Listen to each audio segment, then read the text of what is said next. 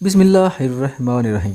तेरे सिवा भी कई रंग खुश नज़र थे, मगर जो तुझको देख चुका हो वो और क्या देखे।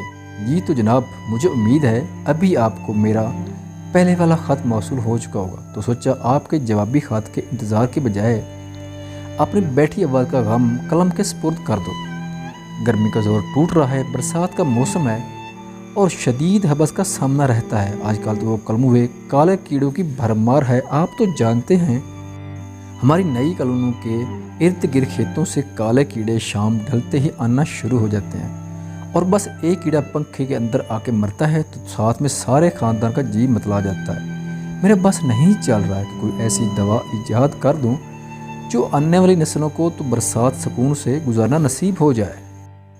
वैसे इंग्लिस्तान में तो सुना है मक्खी मच्छर और कीड़े नज़रों से ओझल रहते हैं। हाय गोरे कितने अच्छे हैं, अपने मुल्क को साफ सुथरा रखते हैं। मुझे लगता है सफाई की बदौलत ही वहाँ के लोगों के रंग निखरे हुए होते हैं। अब आपको ही देख लूँ तो लगता है चेहरे को तार वाली कूची से मांझ कर चमकाया है। आपका चेहरा तो लश लश करता है माशाल्लाह। आपका महताबी चेहरा तो मुझे बहुत लुभाता है। अरे बरसात वाली बात तो बीच में ही रह गई। पता है ये अशरात भी बड़े ही पुर रौनक हैं। सुबह तुलू होते ही साथ वाली चच्ची हमारे यहाँ आकर कीड़ों और उनसे पैदा होने वाले बू पर अम्मी के साथ तवील तबसरा करती हैं, और उसी दर्दनाक गुफ्तगू के दौरान में चंद गज़लें सुन लेती हूँ। मैंने खुद गज़लें लिखने की भी भरपूर कोशिश की है, मगर खातिर ख्वाह नताइज बरामद नहीं हुए हैं। अब आपसे क्या पर्दा, बस लिख रही हूँ, बगौर पढ़ लें। अर्ज़ किया है, कबूतर उड़ते हैं तालाबों पर, आंसू गिरते हैं किताबों में। कबूतर उड़ते हैं ज़मीनों पर, आंसू गिरते हैं कमीनों पर। बस यहीं तक लिख पाई हूँ। ये तो इतना आसान फहम लिखा है, यकीनन आपको पसंद आ जाएगा। मुझे तो ये फ़िक्र अलग सताया जा रही है कि जब वीज़े के लिए कागजात जमा करवाएंगे तो कहीं गोरे हमारे ख़त खोल कर पढ़ते ही ना रहें। मैंने तो यही सुना है बाज़ गोरे उर्दू अच्छी खासी समझ जाते हैं। खैर हमें क्या, पढ़ लें।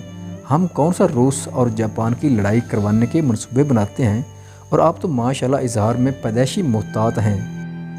कभी कभी मुझे लगता है आप लफ्ज़ों को मुंह में तोलते रहते हैं, और फिर जब अल्फाज के साथ मुज़ाकरात ख़त्म हो जाते हैं तो हल्का सा मुस्कुरा देते हैं। वैसे खामोश तिबा लोगों से मेरी कभी नहीं बनी है, पर पता नहीं क्यों आप अच्छे लगते हैं और आपसे ढेरों बातें करने को जी चाहता है। जब आप यहाँ पर थे तो आपने मुझसे पूछा था कि मैं खाला के ससुर के जनाजे पर क्यों नहीं थी आई, और इसी असना आप दस्तक पर दरवाज़ा खोलने चले गए तो मेरा जवाब बीच में ही रह गया था।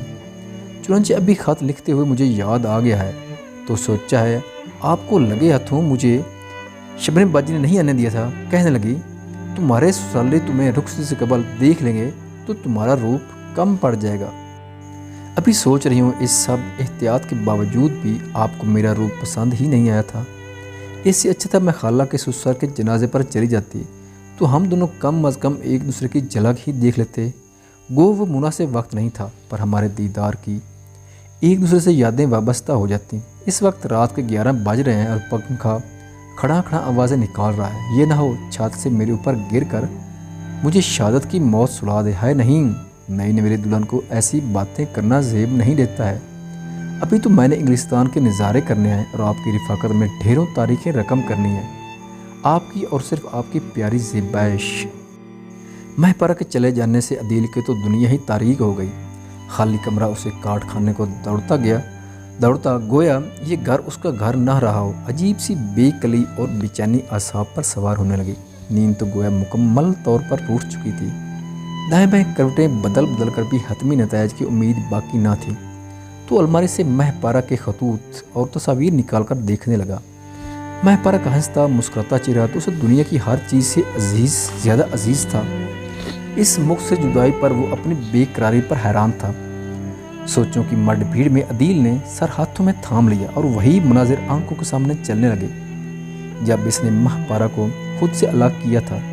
हवाई अड्डे पर महपारा को खुद से अलग करते हुए जो उसके दिल पर बीती थी वो सिर्फ वही जानता था। महपरा के वक्त रुखसती पर वो खुद पर काबू ना रख पाया, तो बिसकता उसे खुद में भींच कर उसके रुखसार पर मोहर मोहब्बत शब्द कर दी। इस वक्त वो डैडी की मौजूदगी को भी फरामोश कर चुका था। गोया वो और महपरा तन्हा खड़े हों। क्या चीज़ है ये निकाह, کا بندھن بھی۔ صرف 2 بولوں نے مجھے اس کا اسیر کر دیا ہے۔ نہ میں پہلے کبھی اس سے ملا، نہ کبھی پہلے بات کی، حتیٰ کہ میں تو اس کی آواز سے بھی بے خبر تھا۔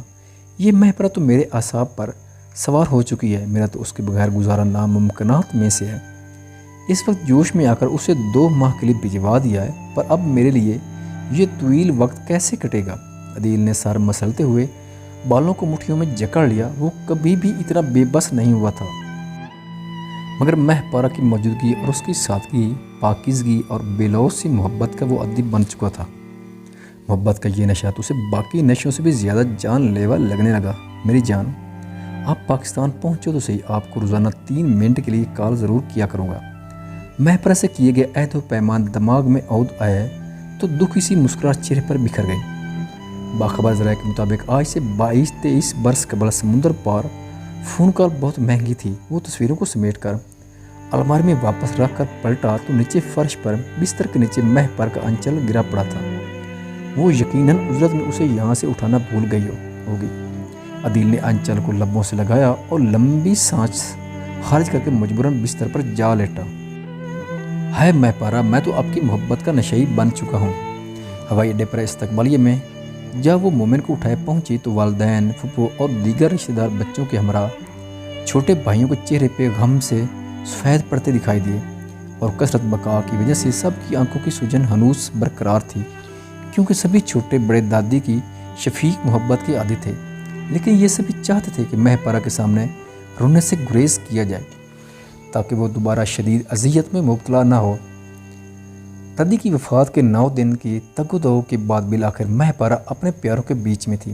دوسری جانب سبھی اس بات سے باخبر تھے کہ مہپارا کی دادی سے انسیت مثالی تھی۔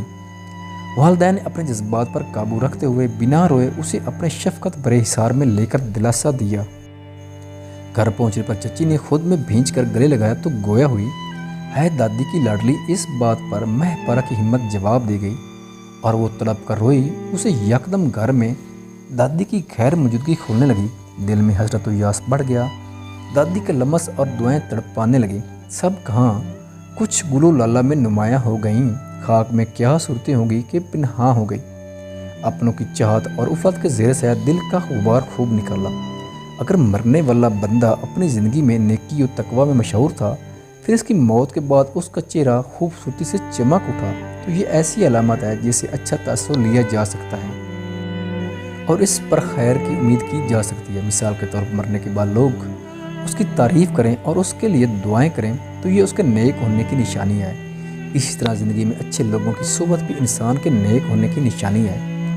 حسن خاتمہ کے بہت سے اسباب ہیں جن میں اللہ کی اطاعت پر استقامت، اللہ تعالیٰ کے بارے میں حسن ظن، سچائی، پرہیزگاری، توبہ، موت، کثرت سے یاد کرنا اور دنیاوی چاہتے مختصر کرنا، آخرت کی فکر اور نیکوکار لوگوں کی صحبت قابل ذکر ہے۔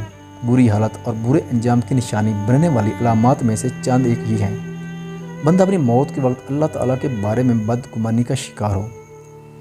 جابر رضی اللہ عنہ سے مروی ہے، وہ کہتے ہیں کہ میں نے آپ صلی اللہ علیہ وسلم کی وفات سے 3 دن قبل آپ کو یہ فرماتے ہوئے سنا، تم میں سے ہر ایک کا خاتمہ اللہ تعالیٰ کے بارے میں حسن ظن کی ہی حالت میں ہونا چاہیے۔ اللہ تعالیٰ کی نافرمانی کرتے ہوئے فوت ہو، جیسے نماز نہ پڑھنا، شراب نوشی اور زنا کرنا۔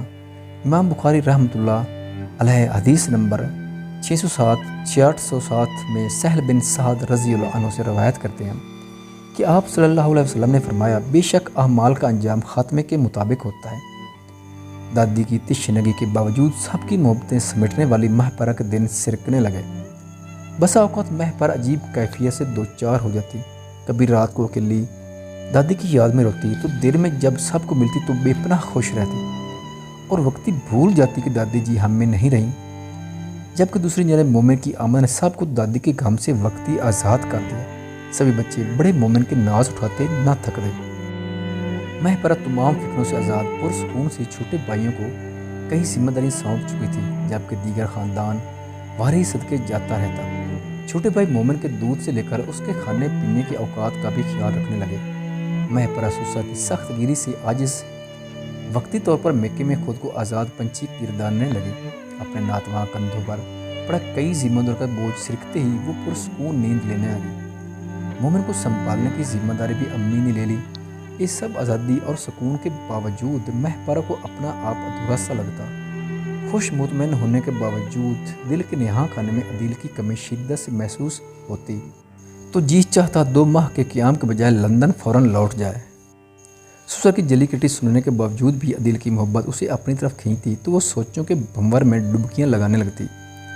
عدیل کی فون کال میں فکر اور توجہ مہپارہ کو اس کا مزید دیوانہ بناتی چلی گئی۔ سب سہولیات اور آسانیوں کے باوجود بھی مہپارہ ہر وقت ہر بات میں عدیل کا تذکرہ کرنے لگی۔ سب کی محبت ایک طرف، پر مجھے لگتا ہے عدیل کی محبت سب پر بھاری ہے۔ بالآخر مہپارہ نے فیصلہ کر لیا کہ 2 ماہ کے بجائے 1 ماہ کے قیام کے بعد وہ عدیل کے پاس لوٹ جائے گی۔ پیارے امی ابو، میں بالکل خیریت سے ہوں۔ خط تاخیر سے لکھنے پر معذرت خواہ ہوں۔ دراصل میں اور ماجد گھومنے پھرنے میں اس قدر مصروف تھے کہ موقع ہی نہیں ملا کہ آپ کو تفصیلی خط لکھ سکوں۔ ماجد کی والدہ اور بہن سبھی مجھ سے بہت محبت کرتے ہیں۔ انکل کی وفات کے بعد بھی گھر میں ہر وقت آنے جانے والوں کا تانتا بندھا رہتا تھا، وہ بھی الگ مصروفیت تھی۔ پھر میری اداسی کو دیکھتے ہوئے آنٹی نے ماجد کو مجھے دوسرے یورپی ممالک میں گھمانے پر اکسایا تاکہ میں آپ سب کی کمی کو شدت سے محسوس نہ کروں۔ ابو جی سبھی یہاں پر میرا بہت خیال رکھتے ہیں۔ میں نہیں چاہتی آپ میری وجہ سے اداس ہوں، بلکہ میں چاہتی ہوں آپ باقی سب بہنوں کی تعلیم و تربیت پر توجہ دیں۔ ابو جی یہاں پر گرمیوں میں بھی اس قدر ٹھنڈ ہوتی ہے کہ میں تو اب گرمی کے لیے ترس گئی ہوں۔ کبھی بھی سورج دکھائی دیتا ہے اور اس کے باوجود بھی یخ بستہ ہوائیں ٹھٹھرا کے رکھ دیتی ہیں۔ ابو جی یہاں پر کھانے پینے کی بہت سہولیات ہیں۔ حلال کھانا ہمارے شہر میں بآسانی دستیاب ہے۔ الغرض دنیا کی ہر نعمت اس ملک میں موجود ہے۔ یہاں کے لوگ بہت تہذیب یافتہ ہیں۔ سبھی قطار میں کھڑے ہو کر اپنی باری آنے کا انتظار کرتے ہیں، جبکہ سڑک پر چلتی گاڑیاں بھی قطار در قطار چلتی ہیں۔ ابو جی یہاں سڑک پر نصب بتیوں کے اشاروں پر گاڑیاں رکتی اور چلتی ہیں۔ یہاں کی زندگی نسبتاً پاکستان بہت مختلف ہے۔ یہ ترقی یافتہ ملک ہے۔ یہاں پر دنیا کے ہر ملک کا باشندہ پایا جاتا ہے۔ ابو جی میں سوچ رہی ہوں کہ 1-2 سال بعد آپ کو بھی انگلستان کی سیر کرواؤں۔ ابو جی ماجد بہت مصروف ہوتے ہیں، تبھی آپ سے بات نہیں کر پاتے ہیں، بلکہ آج ہی آپ سب کا پوچھ رہے تھے اور کہہ رہے تھے خط میں میری طرف سے سب کو سلام کہنا۔ امی جی ابو جی میری طرف سے کسی قسم کی پریشانی لینے کی ضرورت نہیں ہے۔ میں یہاں پر خوش باش ہوں۔ مجھے یہاں پر دنیا کی ہر سہولت دستیاب ہے۔ ماجد نے میری ہر ضرورت کا بخوبی خیال رکھا ہوا ہے۔ اب اجازت چاہوں گی آپ کی بیٹی مسز سمیرہ ماجد۔ خط کی شروعات سے آخر تک سمیرہ کی آنکھیں مسلسل شکوہ کنا رہیں۔ شکست خوردہ دل غم سے چور تھا۔ ہر جائی کی طرف سے ملنے والے زخم ہرے ہونے لگے، جبکہ بطن پیٹ میں پلتی ننھی جان کی حرکت یکدم اسے چوکنا کر گئی تو آنسو رگڑ ڈالے۔ ماجد آپ نے کس قدر ظلم کمایا، مجھ نہتی کو بے آسرا کر کے خود کیسے سکون سے سوتے ہوں گے۔ یا اللہ مجھے ہمت دے، میں اس غم کو پھلا سکوں، وگرنہ یہ غم مجھے چاٹ کر کھوکھلا کر دے گا۔ بلک بلک کر روتی سمیرہ خط کو بند کر کے صبح 9 بجے شروع ہونے والی انگریزی تدریس کا سوچ کر اٹھ کھڑی ہوئی۔ مجھے امید ہے یہ مصروفیت میرے لیے کارگر ثابت ہوگی۔ سمیرہ خود میں آنے والی جسمانی تبدیلی کے باعث خود کو گھسیٹتی کرسی سے اٹھ کر بستر پر نیم دراز ہو گئی۔ جسم میں ننھی جان کی حرکت اسے عمیق سوچوں کے بھنور سے نکال کر مثبت سوچنے پر مجبور کرتی۔ میرے جینے کی صرف ایک ہی امید بچی ہے، اور وہ یہ معصوم وجود ہے جو باپ کے ہوتے ہوئے بھی اس کی شفقت سے محروم رہے گا۔ میں کیسے یہ سب اکیلی کر پاؤں گی؟ میرے مالک میرے لیے بہترین راستے کھول دے۔ بلک بلک کر روتی سمیرہ سونے کے بجائے بستر پر اٹھ کر بیٹھ گئی۔ میرے محبوب کا آیا ہے محبت نامہ، وہ خوشی دل کو ملی ہے جو بتا بھی نہ سکوں۔ میرے محبوب کا آیا ہے محبت نامہ، ٹرن ٹرن زیبا صحن میں خوشی سے گول گول گھومتی اپنے جذبات کا اظہار بلند آواز میں کرنے لگی تو نیلم نے آ کر اکب سے پکڑ لیا۔ باجی ہمیں بھی بتاؤ دولہا بھائی نے کیا لکھا ہے؟ خبردار گستاخ لڑکی، اگر میرے دولہا کا نام بھی لیا تو باجی خود ہی تو گنگنا کر سارے محلے کو آگاہ کر رہی ہو۔ نیلم منہ مروڑ کر برآمدے میں پڑی کرسی پر جا بیٹھی، جبکہ رانیہ کتابی کیڑی نے صرف ایک نظر اٹھا کر دونوں بہنوں کو باری باری دیکھا اور دوبارہ اثر اپنی کتابوں میں دے لیا۔ نیلم کچھ تو شرم کر لو، ایک تو چھوٹی اوپر سے موٹی ہو، اور اس سے بھی افسوسناک بات میاں بیوی کے درمیان ہونے والی گفتگو پڑھنا چاہتی ہو۔ استغفراللہ، یہ بے شرمیاں تمہیں کہیں کا نہیں چھوڑیں گی، بتا رہی ہوں۔ زبیش نے بھینس کرتے ہوئے ہاتھ کے اشارے سے بولا اور چھلانگ لگا کر اپنے کمرے کی طرف بڑھ گئی، جبکہ نیلم کا جواب منہ میں ہی رہ گیا۔ बाजी भी बड़ी श्योर मुरीद है। तौबा, मैं तो ऐसी हरकतें कभी भी नहीं करूँगी। खाती है, कोई खजाना थोड़ी मिल गया है। नीलम बाजी, तो आप क्यों? ज़ेबा बाजी के खत को पढ़ने के लिए बेताब दिखाई देती हैं। रानी ने किताबों से सर उठाकर जल्दी पर तेल डाला। तुम किताबी कीड़ी, अपने काम से काम रखो। जब ऐनक वाला जिन देखना होता है तो आकर मेरी ही मिन्नतें करती हो। बाजी, मेरे साथ बैठकर देखो, मुझे अकेले में डर लगता है। नीलम ने ज़िच होकर दांत पीसे। है सदके भाई सदके। ज़ेबा ने धड़कते दिल के साथ खात को खोला और बेकरारी से पढ़ने लगे।